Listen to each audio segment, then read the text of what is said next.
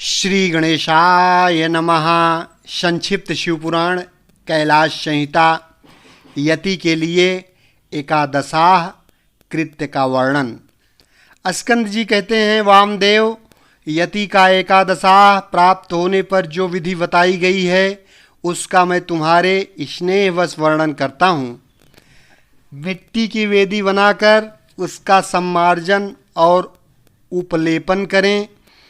तत्पश्चात पुण्याहवाचन पूर्वक प्रोक्षण करके पश्चिम से लेकर पूर्व की ओर 5 मंडल बनाएं और स्वयं श्राद्धकर्ता उत्तराभिमुख बैठकर कार्य करे। प्रादेश मात्र लंबा चौड़ा चौकोर मंडल बनाकर उसके मध्य भाग में बिंदु, उसके ऊपर त्रिकोण मंडल, उसके ऊपर खट कोण मंडल और उसके ऊपर गोल मंडल बनावें। फिर अपने सामने शंख की स्थापना करके पूजा के लिए बताई हुई पद्धति के क्रम से आचमन, प्राणायाम एवं संकल्प करके पूर्वोक्त 5 अतिवाहिक देवताओं का देवेश्वरी देवियों के रूप में पूजन करें। उत्तर और आसन के लिए कुश डालकर जल का स्पर्श करें। पश्चिम से आरंभ करके पूर्व पर्यंत जो मंडल बताए गए हैं उनके भीतर पीठ के रूप में पुष्प रखें और उन पुष्पों पर क्रमशः उक्त 5 देवियों का आवाहन करें। पहले अग्नि पुंज रूपिणी अतिवाहिक देवी का आवाहन करते हुए इस प्रकार कहें, ओम ह्रीं अग्निरूपामातिवाहिक देवतां आवाहयामि नमः। इस प्रकार सर्वत्र वाक्योजना और भावना करें। इस तरह 5 देवियों का आवाहन करके प्रत्येक के लिए आदर पूर्वक स्थापना आदि मुद्राओं का प्रदर्शन करें। तत्पश्चात ह्रां ह्रीं ह्रूं ह्रैं ह्रौं ह्रः इन बीज मंत्रों द्वारा खडन्यास और करन्यास करें। इसके बाद उन देवियों का इस प्रकार ध्यान करना चाहिए। उन सबके 4 हाथ हैं। उनमें से 2 हाथों में वे पास और अंकुश धारण करती हैं तथा शेष 2 हाथों में अभय और वरद मुद्राएं हैं। उनकी अंग कांति चंद्र कांति मणि के समान है। लाल अंगूठियों की प्रभा से उन्होंने संपूर्ण दिशाओं के मुखमंडल को रंग दिया है। वे लाल वस्त्र धारण करती हैं। उनके हाथ और पैर कमलों के समान शोभा पाते हैं। 3 नेत्रों से सुशोभित मुख रूपी पूर्ण चंद्रमा की छटा से वे मन को मोहे लेती हैं। माणिक्य निर्मित मुक्टों से उद्भासित चंद्रलेखा उनके सीमांत को विभूषित कर रही हैं। कपोलों पर रत्नमय कुंडल झलमला रहे हैं। उनके उरोज पीन तथा उन्नत हैं। हार, केयूर, कड़े और करधनी की लड़ियों से विभूषित होने के कारण वे बड़ी मनोहरिणी जान पड़ती हैं। उनका कटिभाग कृश और नितंब स्थूल है। उनके अंग लाल रंग के दिव्य वस्त्रों से आच्छादित हैं। चरणार बिंदों में माणिक्य निर्मित पायजेबों की झनकार होती रहती है। पैरों की अंगुलियों में बिच्छुओं की पंक्ति अत्यंत सुंदर एवं मनोहर है। यदि अनुग्रह मुर्दे के समान मूर्तिमान हो तो उससे क्या सिद्ध हो सकता है। इसलिए वे देवियां महेश्वर की भांति शक्त्यात्मक मूर्ति वाले अनुग्रह से संपन्न हैं। अतः उनके अनुग्रह से सब कुछ सिद्ध हो सकता है। सब पर अनुग्रह करने वाले भगवान शिव ने ही उन 5 मूर्तियों को स्वीकार किया है। इसलिए वे दिव्य संपूर्ण कार्य करने में समर्थ तथा परम अनुग्रह में तत्पर हैं। इस प्रकार उन सब अनुग्रह परायण कल्याणमयी देवियों का ध्यान करके इनके लिए शंखस्थ जल के बिंदुओं द्वारा पैरों में पाद्य, हाथों में आचमनीय तथा मस्तकों पर अर्घ्य देना चाहिए। तदनंतर शंख के जल की बूंदों से उनका स्नान कर्म संपन्न कराना चाहिए।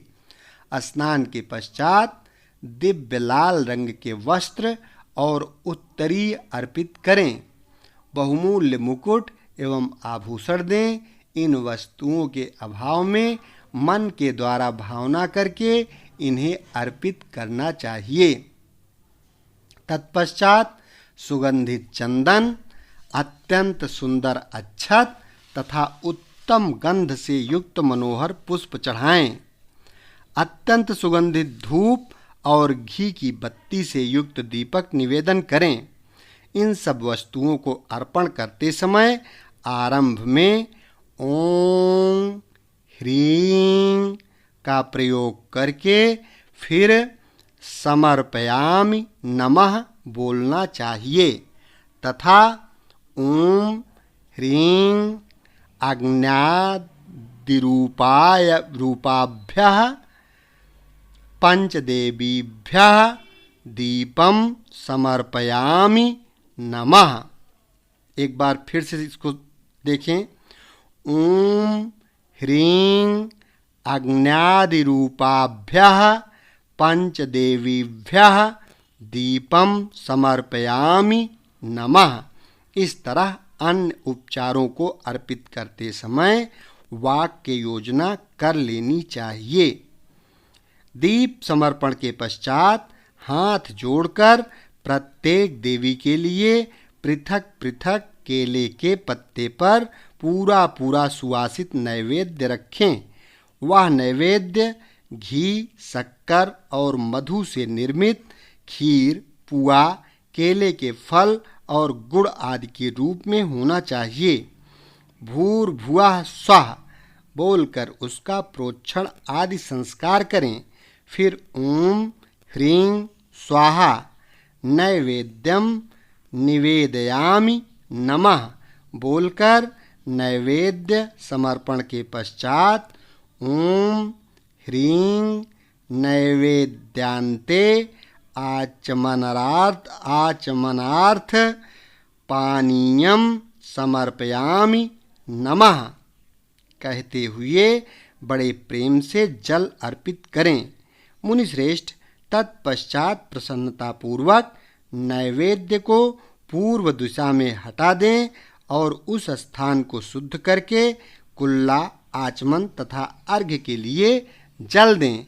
फिर तांबूल, धूप और दीप देकर परिक्रमा एवं नमस्कार करके मस्तक पर हाथ जोड़ इन सब देवियों से इस प्रकार प्रार्थना करें। हे श्री माताओं, आप अत्यंत प्रसन्न हो। शिव पद की अभिलाषा रखने वाले इस यति को परमेश्वर के चरणार बिंदों में रख दें और इसके लिए अपनी स्वीकृति दें।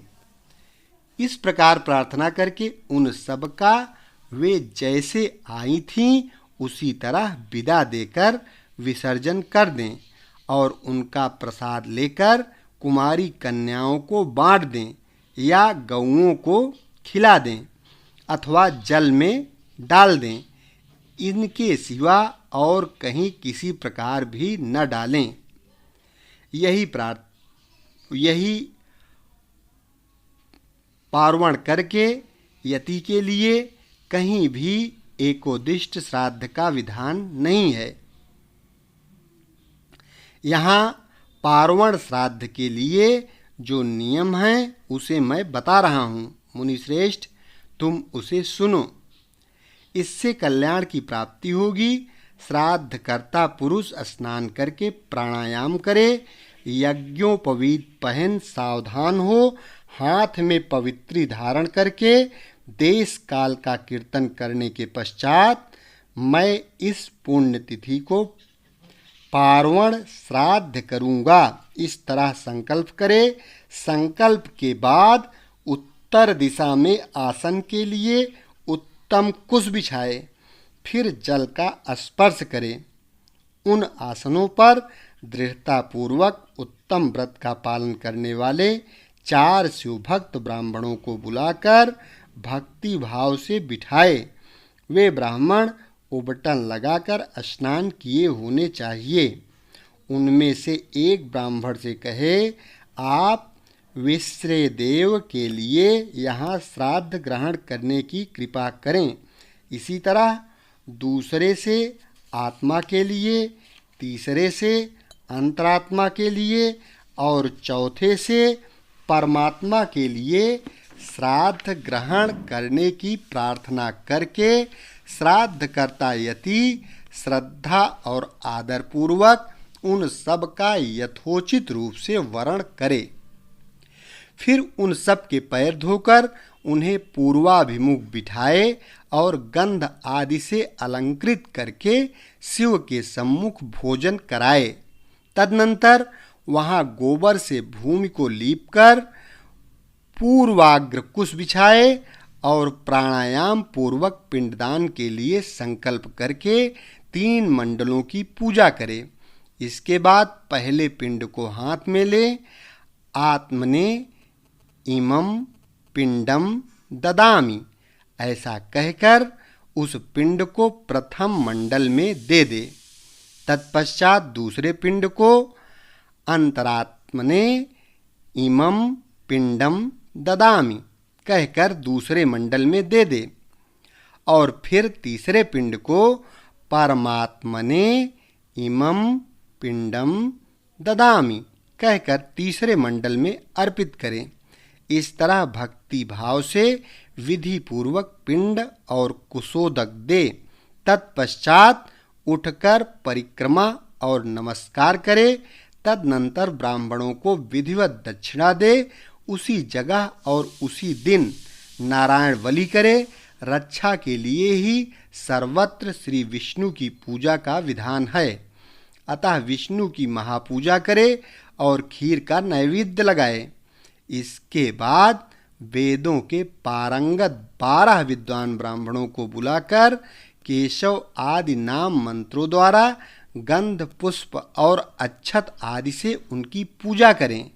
उनके लिए विधिपूर्वक जूता, छाता और वस्त्र आदि दें।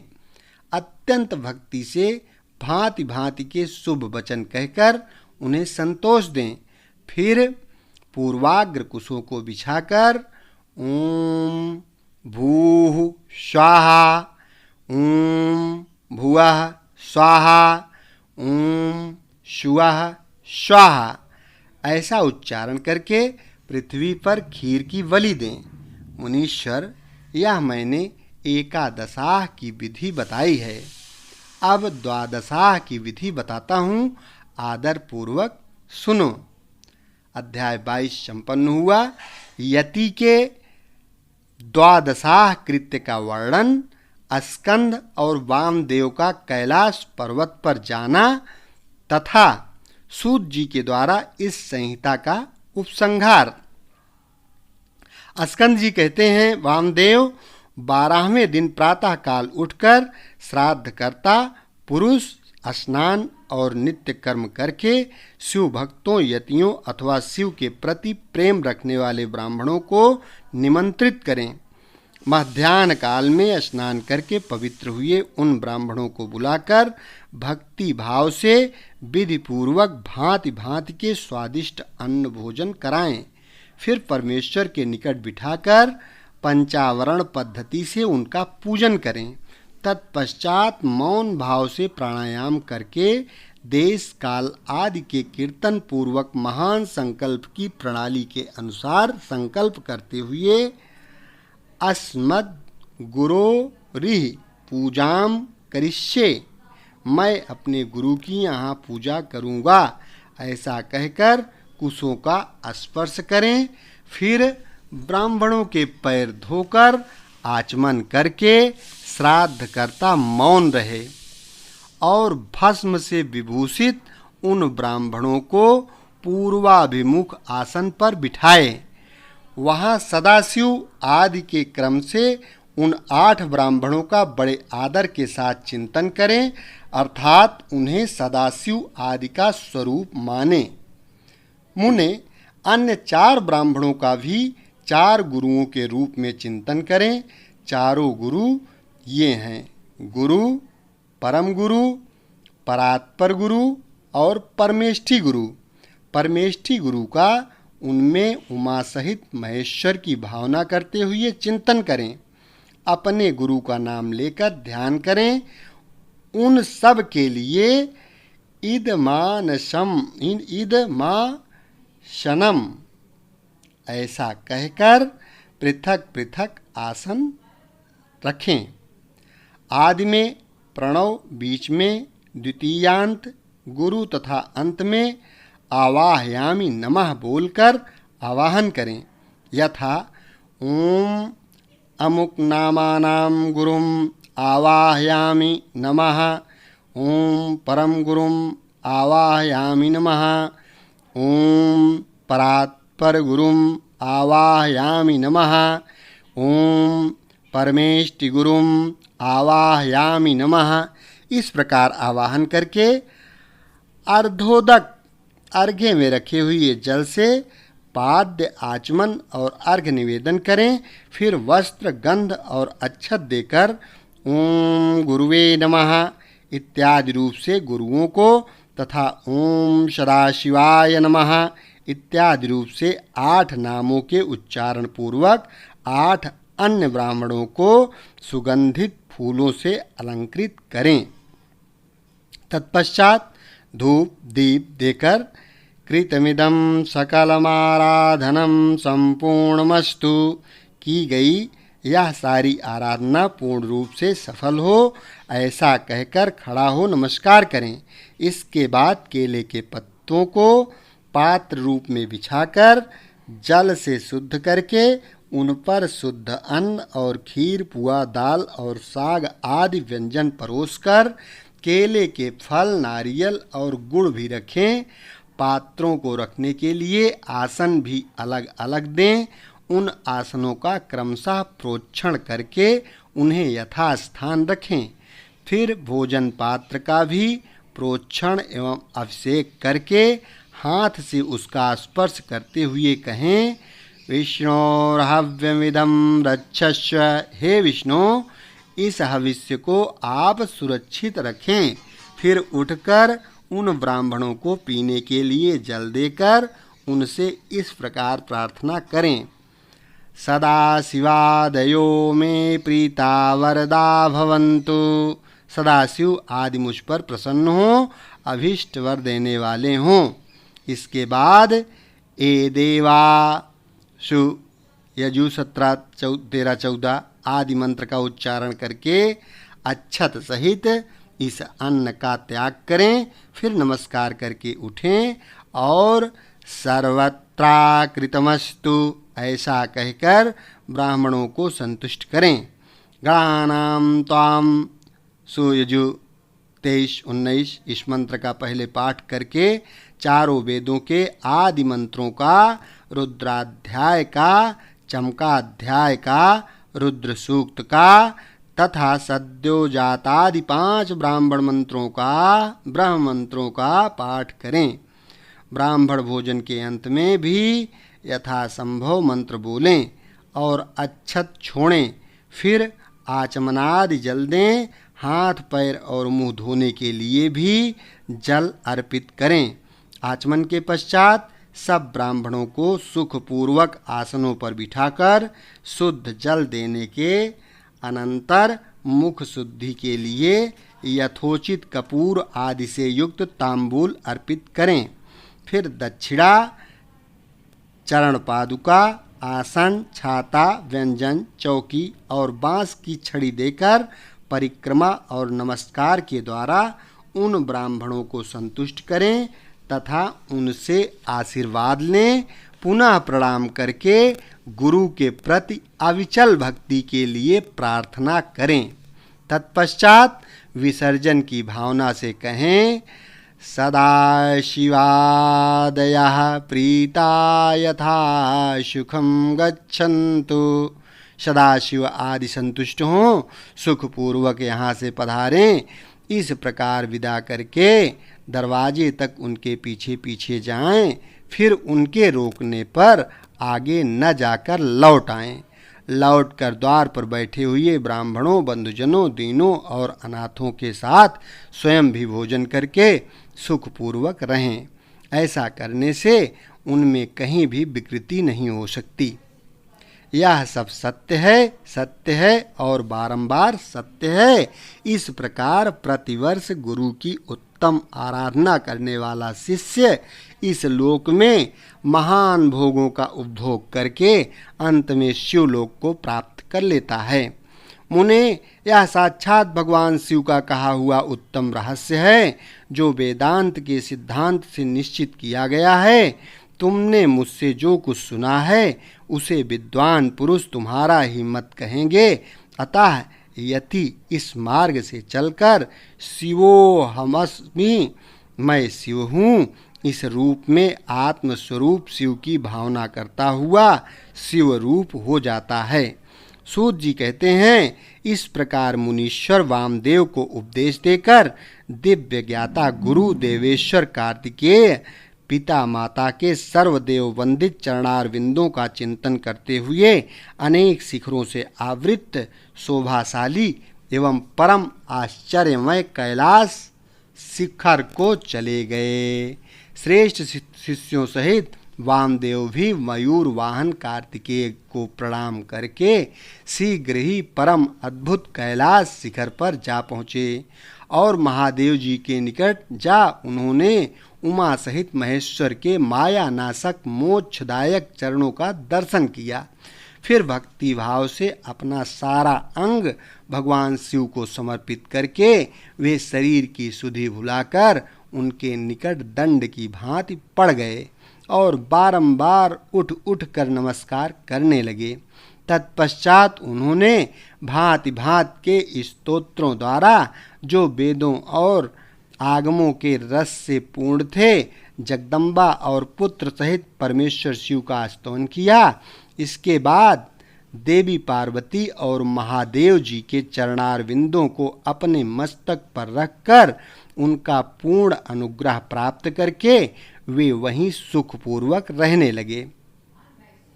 तुम सभी ऋषि भी इस प्रकार प्रणव के अर्थभूत महेश्वर का तथा वेदों के गोपनीय रहस्य, वेद सर्वस्व और मोक्षदायक तारक मंत्र ओंकार का ज्ञान प्राप्त करके यहीं सुख से रहो तथा विश्वनाथ जी के चरणों में सायुज्य रूपा अनुपम एवं उत्तम मुक्ति का चिंतन किया करो।